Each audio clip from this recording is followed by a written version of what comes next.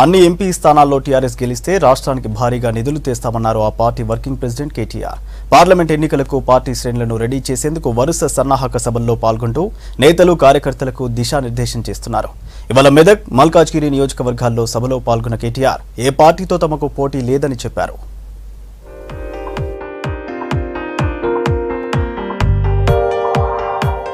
ఎర్రకోటలో జెండా ఎవరు ఎగరేయాలో తెలంగాణ ప్రజలే తేల్చాలన్నారు టీఆర్ఎస్ వర్కింగ్ ప్రెసిడెంట్ కేటీఆర్. మెదక్లో జరిగిన టీఆర్ఎస్ సన్నాహక సమావేశంలో పాల్గొన్న ఆయన లోక్సభ ఎన్నికల్లో కాంగ్రెస్, బీజేపీతో పోటీ లేదన్నారు.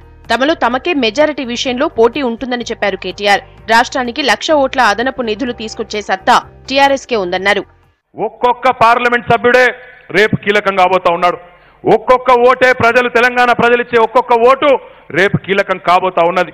రేపటి రోజున గోల్కొండ కోట మీద ఇప్పటికే మీ ఆశీర్వాదంతో మన ముఖ్యమంత్రి కేసీఆర్ గారు జెండా ఎగరేస్తా ఉన్నారు.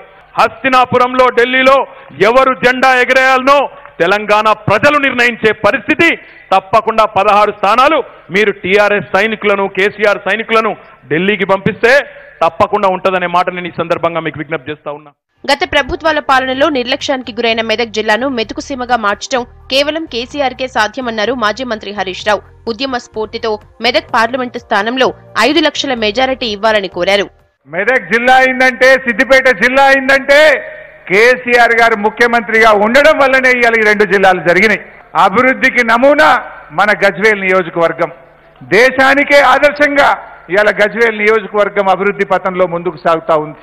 ఈ 17 పార్లమెంట్ సీట్లలో అత్యధిక మెజార్టీతో మెదక్ పార్లమెంట్ స్థానాన్ని గెలిపించి మన ముఖ్యమంత్రి గారికి మనం కృతజ్ఞత చెప్పాల్సిన అవసరం ఉంది. మెదక్ పార్లమెంట్ సీట్ను ఖచ్చితంగా గులాబీ జెండా ఎగరేసి ఈ అభివృద్ధి పరంపరను కొనసాగించుకుందామని చెప్పి నేను కార్యకర్తలందరికీ మనవి చేస్తున్నా. ఆ తర్వాత మల్కాజిగిరి పార్లమెంటు నియోజకవర్గంలోని కొంపల్లిలో జరిగిన సన్నాహక సమావేశంలో పాల్గొన్నారు కేటీఆర్.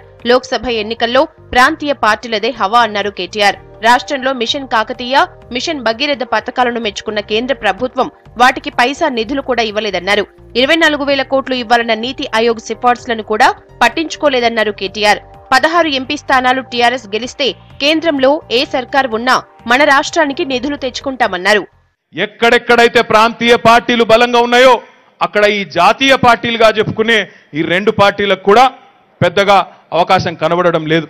అందుకే ఆలోచించవలసిన అవసరం ఉన్నది. మన పార్లమెంట్ స్థానాల్లో మనకు మనమే మెజారిటీల కోసం పోటీ పడే పరిస్థితి ఉన్నది తప్ప ప్రత్యర్థులు ఈ రోజు లేచి యుద్ధానికి వచ్చి మనతో కొట్లాడే పరిస్థితులు లేరు. వాళ్ళు రాష్ట్రంలో అభివృద్ధిని చూసి జనం ఓట్లేశారని, కాంగ్రెస్ కు మరోసారి బుద్ధి చెప్తారని అన్నారు మంత్రులు. మల్కాజిగిరి నియోజకవర్గంలో అత్యధిక మెజారిటీతో టీఆర్ఎస్ గెలుపు ఖాయమన్నారు. टीआरएस पार्टी का जो पहला 5 साल इक़्तिदार रहा, बहुत सुनहरी दौर रहा है.